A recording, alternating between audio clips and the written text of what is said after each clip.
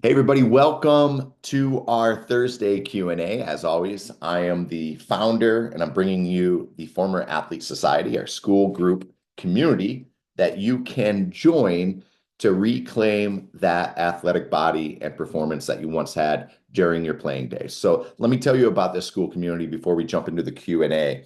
This school community is all about trying to reclaim your performance, your body, and the way that you felt as a college athlete. Sorry, I'm just moving my camera around a little bit. So it is designed to give you the structure, the locker room, the camaraderie, the sort of the training, the lifestyles, the disciplines, the behaviors, the habits that you had during your playing days. So one of the things I've recognized as a college coach for nearly 20 years is that for whatever reason, I see this all across the NCAA that athletes graduate, they exhaust their eligibility, and for whatever reason, they didn't learn how to eat. They didn't learn how to train. They didn't learn how to recover. They didn't learn how to balance their calories. All of the things that a strength and conditioning coach should have taught you, they simply didn't learn. So it is my job, my mission to try to bring that to you and bring it in a way that's digestible, that you can learn from. And the school community platform has been one of the best ways that I have thought to deliver this message, to deliver this content to you in a community basis. We have a locker room discussion board. We have a classroom section where you can learn all of these things in a very module-like fashion.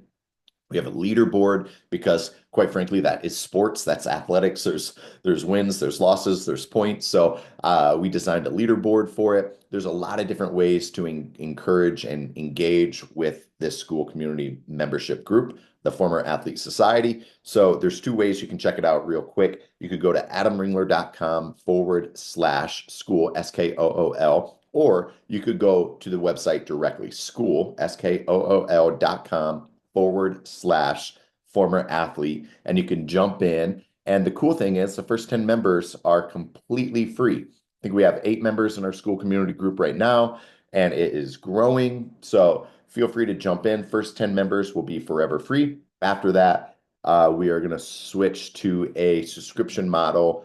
Now, knowing that we have the community group participation, the engagement, and the content there. So without further ado, it is Thursday. And every Thursday, no matter where I am at in the world, whether I'm traveling across the country with our women's basketball team, if I'm in Michigan, if I'm elsewhere, every Thursday I answer questions that the school community membership group brings to me. So we've had several questions emailed in and direct messaged in. The first one is, Coach, how do I stop feeling like I'm going through the motions in my workout? So listen, this is something I see for those athletes that don't have structure, that don't have a goal, that don't have an endpoint. It's easy to kind of slip into autopilot, especially when you're just training alone. When you're just going to the gym, you have no plan, you have no structure, you have no accountability. You go to the gym alone. The key, I think, is to set clear performance-based goals. So instead of just checking the box, boom, I went to the weight room, I went to the gym, I did 30 minutes of conditioning.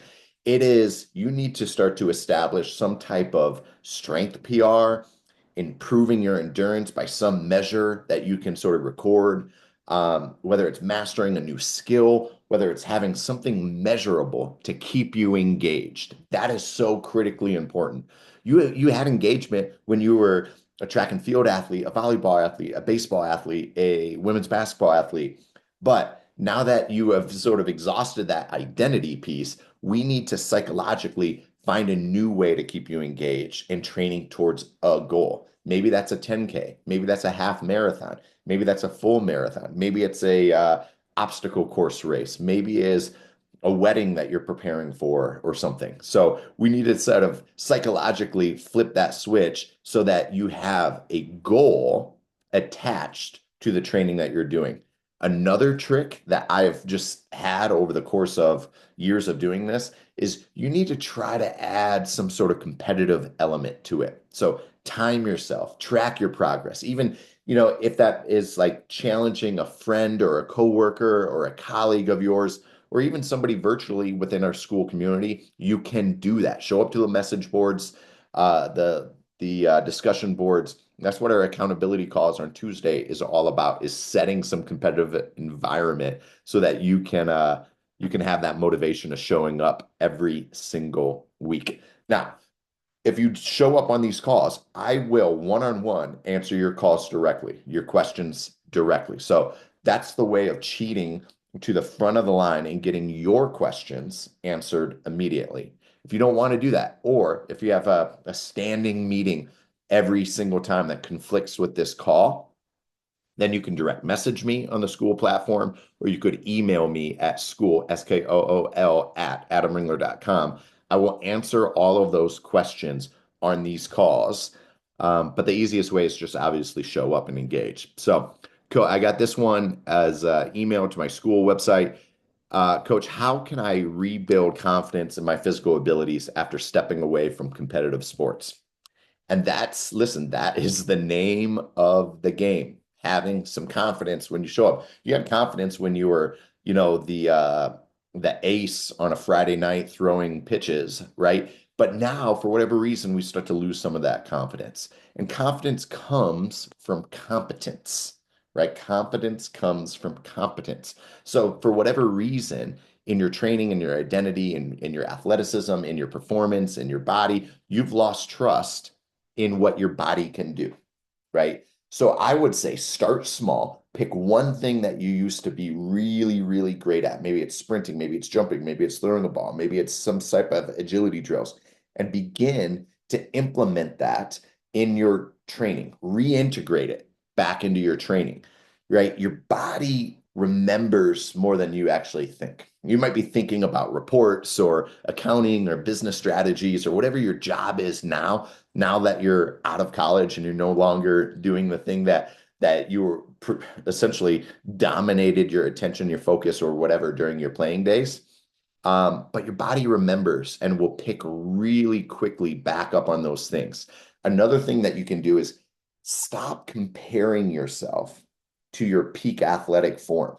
So the 19-year-old version of you when you're in college is a very different than the 29-year version of you. So we have to sort of shift that mentality a little bit. You're not 19 anymore, right? So we need to shift this mindset from I used to be able to do this to what can I push myself to do now, right? And then over time, those two things will converge and get closer together. But if you haven't been training very frequently or as much as you have been back in your playing days, now in your professional days, we need to bring these things together. And for a lot of times, it means starting small. This one was a direct message to me on the Skool platform. Coach, what's one habit shift that I can make sorry, it's sort of jumbled a little bit, in order to make a massive difference in my consistency? I'm struggling to stay consistent in the gym. So let me think about that for a second. I'd say manage your environment, number one, right? So I think most people, and I've said this on a lot of our accountability calls, but most people rely on motivation to get them to the gym rather than the discipline to continue to show up to the gym. So motivation is not discipline. Motivation, it comes and goes, it's fleeting, it's here sometimes, it's gone other times. Discipline is showing up when there is no external motivation, right? So discipline is stronger than motivation.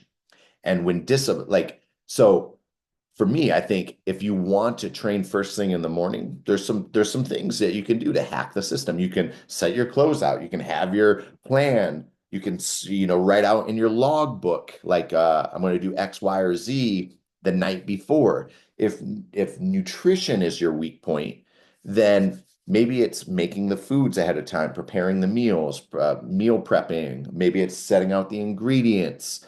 All of those things can hack the system. So, but that is really setting the environment, setting the system, not allowing motivation to be the primary factor into, oh, I feel motivated, so now I'm going to meal prep. I feel motivated, so now I'm going to work out. No, it's being clearly intentional about your planning and your preparation to hack the environment so you're more prepared or equipped to do the things that you set out to do. That's what I would recommend on that on that. I think your surroundings need to support your habits, not fight against them. So hack the environment first, not wait for motivation to suddenly just pop up whenever.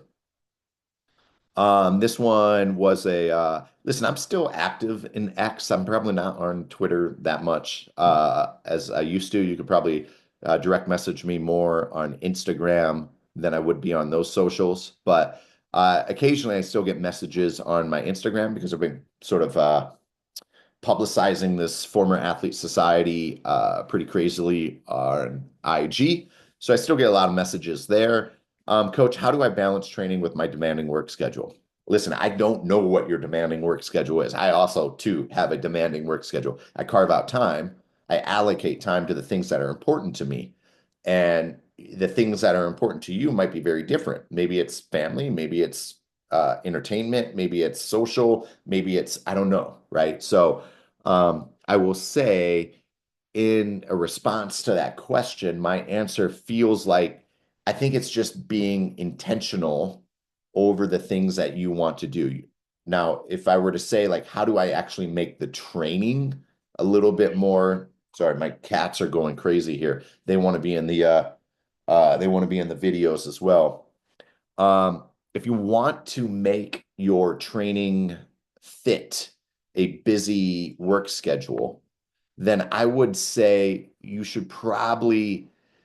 don't need to train like you did in college, right? If listen, we had 8 hours to train during off season. We had 20 hours to train during in season. You probably don't have that as a working professional. So instead of long sessions, focus on high intensity, short duration workouts. I always talk about the minimum effective dose, right? I think we said over time, 3 resistance workouts, 3 conditioning workouts. In addition to that, do some low form of low intensity cardio, so some zone 2 cardio. I think that's enough to stay athletic. Also, treat your training like an unbreakable meeting, i.e., schedule it on your calendar. You have an appointment with yourself, right? But also, when you keep that appointment on your calendar, you're investing in yourself, which is an investment in your family and an investment in your workplace, an investment in your professionalism, because the better that you improve, the more clearer mind, the better body that you have that you can bring elsewhere. So it's not selfish to train. It's actually selfless in some respects because it brings the best version of you to the forefront. And I think that's important for showing up to your workplace, your family place, and your social obligations. Last question I want to answer on our Q&A today. We're getting about to that 15-minute. I try to keep these short and digestible so that you could watch them in a commute. You could listen to them if you're watching it on YouTube or just on the app. You can just load it up and do whatever you're doing driving away. I need to take a sip of coffee here real quick. These are dumpsters on fire because sometimes that's life. Coach, what's one mental shift that can help former athletes stay accountable to themselves? Boy, do I have some opinions about this, but stop looking for external validation. So, listen, I will say all conference awards, all region awards, all league awards, all this stuff is sort of some external validation about what others think of you. So, in sports, accountability was always built in, right? You had coaches, you had teammates, you had structured schedules. Now, though, it's all on you. If you show up, that's on you. If you don't show up, that's on you. And so I think the shift is learning to self-coach. So much of it in college, you were probably spoon-fed coaching. This is what you do. This is how you show up. This is how you eat. This is how you take care of yourself. Now it's all on you. So the shift is learning how to self-coach. And that means setting personal standards, your gold standard, as we call it at Colorado, right? Tracking your own progress, recognizing and celebrating your own wins. Discipline for you isn't about always forcing yourself to do things. It's about becoming the type and kind of person you want to become. So I would say, that said, you don't or shouldn't negotiate with your own goals. Set your goals, go out and attack those goals, set the behavior, set the habits, set the disciplines in order to accomplish those goals and go out and do it, right? And if you struggle with that, that's why the Former Athlete Society exists. We want to teach you the habits. I want to teach you the disciplines. I want to teach you and show you the things, the behaviors necessary to manage your body, to manage your feeling, to manage your psychology, your mindset, to manage your recovery, to manage the training. All of those things should have been taught to you in college, not spoon-fed to you, but taught to you so that you could take that post-collegiately into your professional days.